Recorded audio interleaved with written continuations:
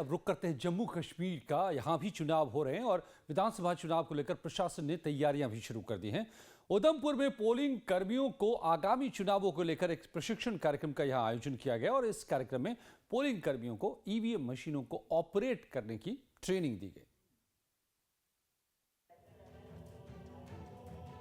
जम्मू कश्मीर में होने वाले विधानसभा चुनाव की तैयारी के मद्देनजर पोलिंग कर्मियों के लिए ट्रेनिंग का पहला दौर शनिवार को उधमपुर में शुरू हुआ।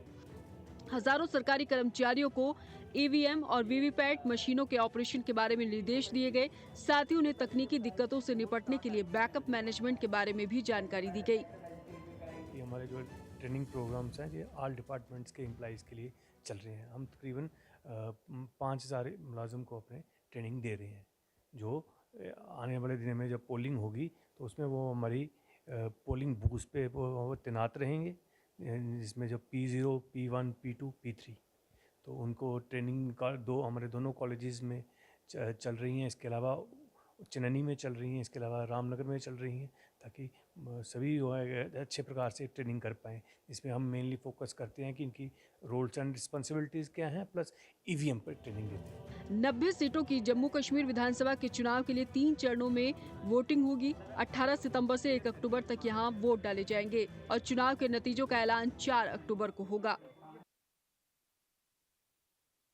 जम्मू कश्मीर के बांदीपोरा में मतदाताओं के लिए विधानसभा चुनावों में रोड कनेक्टिविटी, हेल्थ इंफ्रास्ट्रक्चर और कम होते प्राकृतिक संसाधन खास मुद्दे हैं।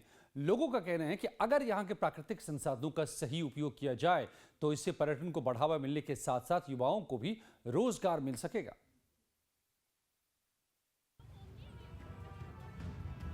जम्मू कश्मीर के बांदीपोरा में शहर के वोटर्स के लिए विधानसभा चुनाव में रोड कनेक्टिविटी, हेल्थ इंफ्रास्ट्रक्चर और कम होते प्राकृतिक संसाधन खास मुद्दे हैं। लोगों का कहना है कि गांवों और दूरदराज के इलाकों को जोड़ने को लेकर कुछ काम हुआ है, लेकिन बांदीपुरा अब भी केंद्र शासित प्रदेश के दूसरे हिस्सों से सड़कों के जरिए ठीक तरीके से नहीं जुड़ सका है। पिछले कई साल अगर हम उनकी बात करें तो जो यहाँ पे पहाड़ी इलाके थे, जो कट ऑफ रहते थे या जिनका सड़क राबता नहीं होता था या ऐसा होता था कि न होने के बराबर था, वहाँ बहुत हद तक वो अब रोड बन गए हैं। दूर दूर के जो पहाड़ी इलाके हैं मैग्डमाइज्ड रोड बन गए हैं। तो लेकिन जो शाहरग है, अगर हम बांडीपोरा की बात करें, बांडीपोरा श्रीनगर रोड, ये अभी भी, हालांकि उस पर मैगडम डाला गया पिछले चंद साल पहले, मैगडम तो डाला गया है, लेकिन रोड वो ये नहीं लगता है कि वो किसी डिस्ट्रिक्ट को कनेक्ट करता है। रोड की वजह से बांडीपोरा आना बहुत लोग तर्क करते हैं। एक और मुद्दा जो बांदीपोरा के वोटरों के दिमाग में सबसे ऊपर है, वो है इलाके के मौजूद भरपूर प्राकृतिक संसाधनों का सही इस्तेमाल न होना।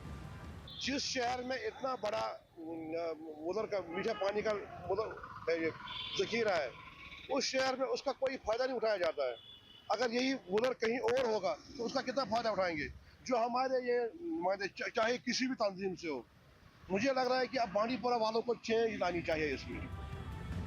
कुछ लोगों के मुताबिक शहर का हेल्थ इंफ्रास्ट्रक्चर भी खराब है। उनका कहना है कि बेहतर चिकित्सा सुविधाएं न होने की वजह से लोगों को इलाज के लिए श्रीनगर या सोपोर जाना पड़ता है। हमारा यहाँ डिस्ट्रिक्ट अस्पताल बन गया बहुत लंबी मुद्दत के बाद। बिल्डिंग तो बन गई, लेकिन वहाँ पे न फैसिलिटीज़ हैं न स्टाफ है।